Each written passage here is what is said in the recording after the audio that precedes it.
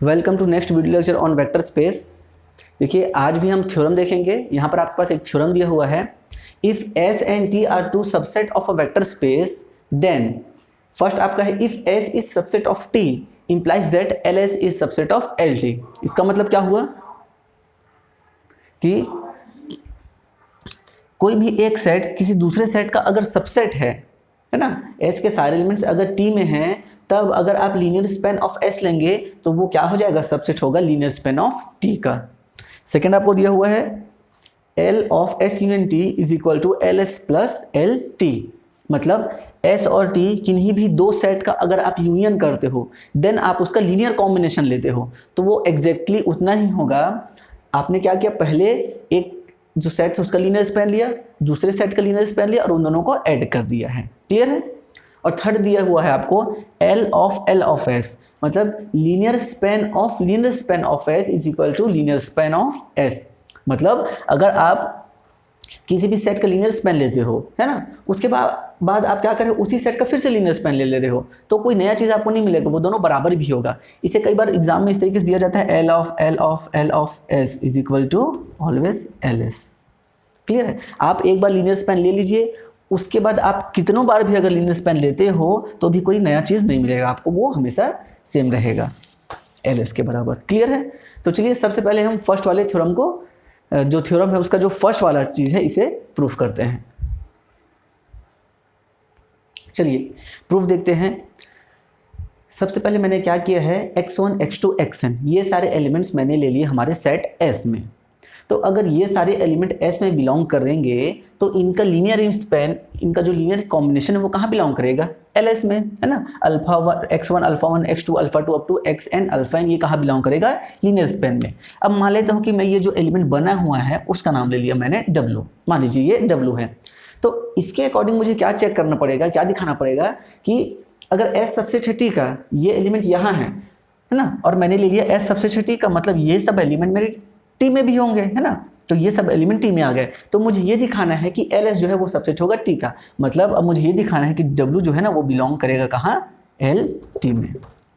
अगर मैं ये चीज़ दिखा दूंगा तो मेरा जो थ्योरम है वो प्रूफ हो जाएगा। अब देखिए, अगर ये जो सारे एलिमेंट S में हैं वही एलिमेंट T में भी हैं तो मैं इसका भी लीनियर कॉम्बिनेशन बना सकता हूँ। अब लीनियर कॉम्बिनेशन कई प्रकार से बन सकते हैं ना, मैं इसमें अल्फा का मल्टीप्लाई कर सकता हूँ, बीटा का मल्टीप्लाई कर सकता हूँ, गामा का मल्टीप्लाई कर सकता हूँ।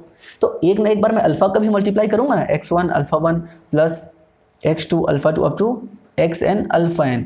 अब ये एलिमेंट कहाँ बिलोंग करेगा, LT में। क्यों?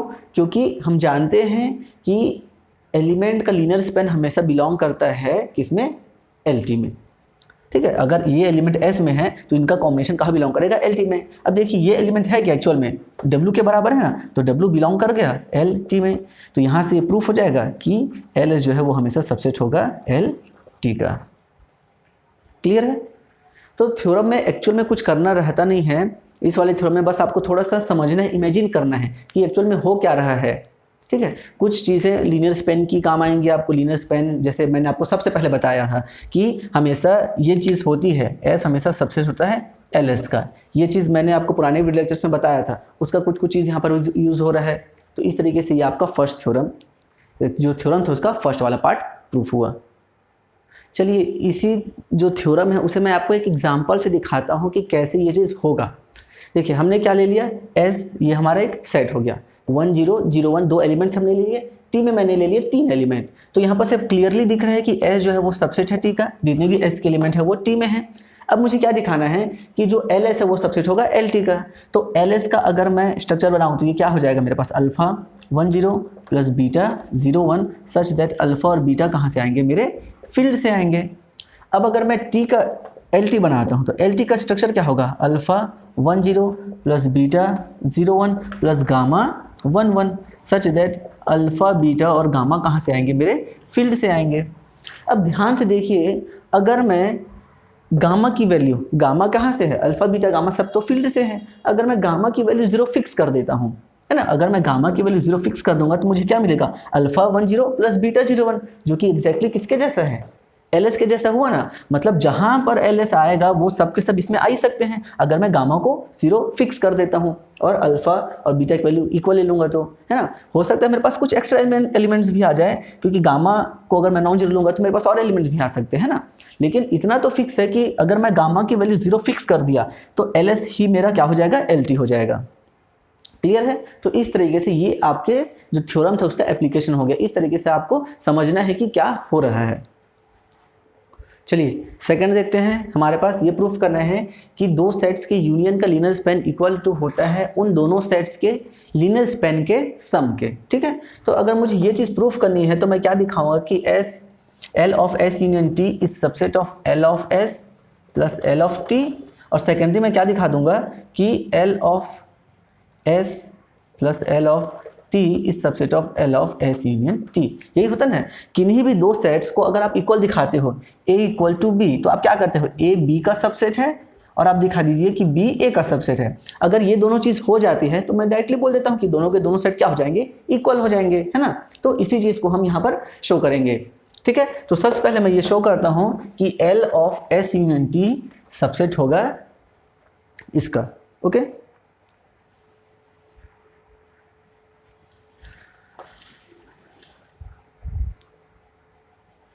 तो चलिए सबसे पहले कोई भी सेट अपने सेट बराबर होगा, है ना।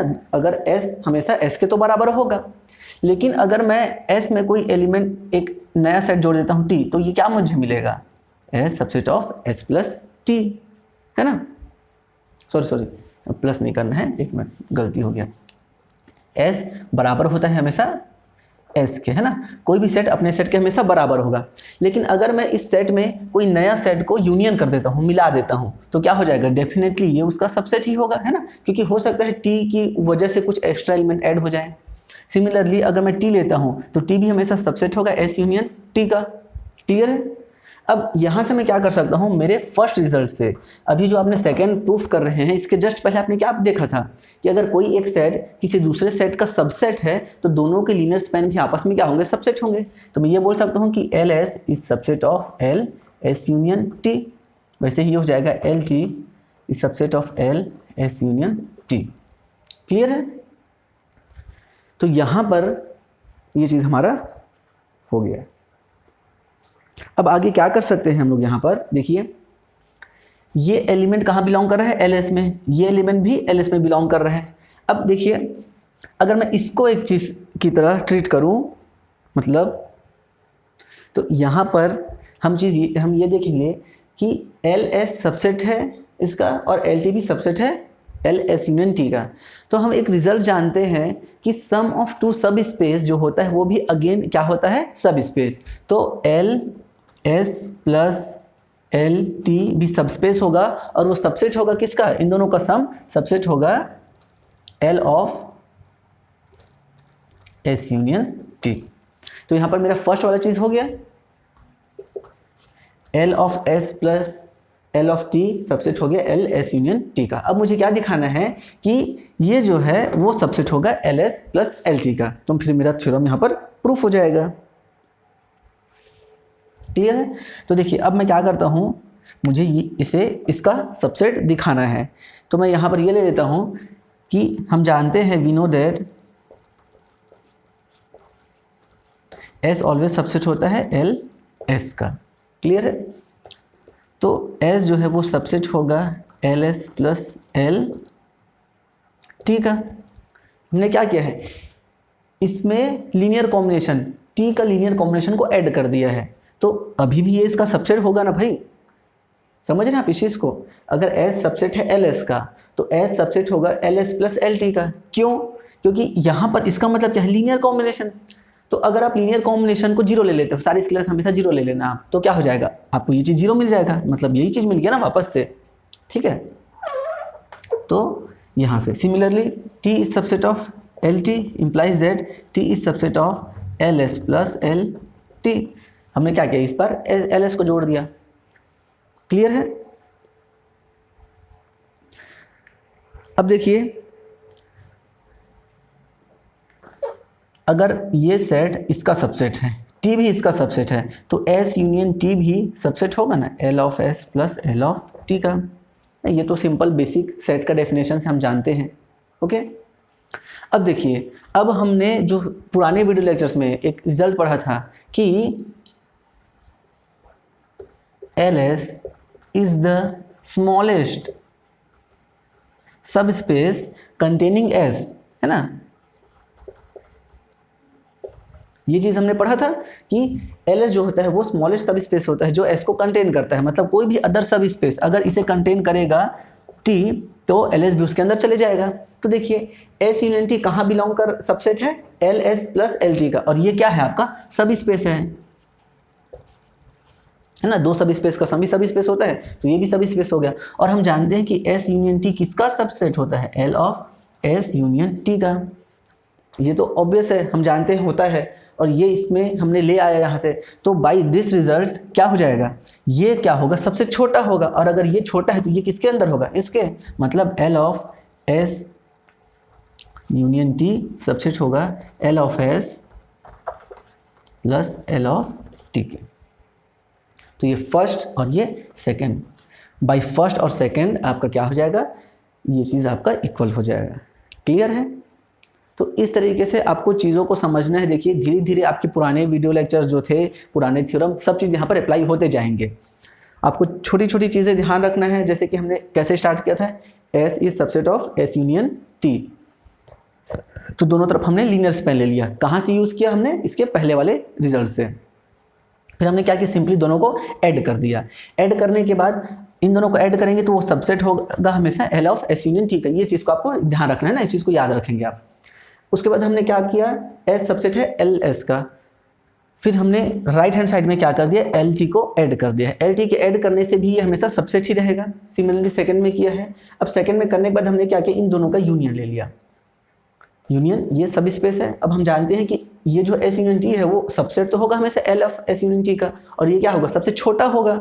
छोटा है अगर ये इससे, तो ये किसमें, इसका सबसेट होगा। तो फर्स्ट और सेकंड से आपका ये वाला रिजल्ट, ये वाला जो स्टेटमेंट है वो प्रूफ होता है। क्लियर है। थर्ड वाला बहुत इजी है।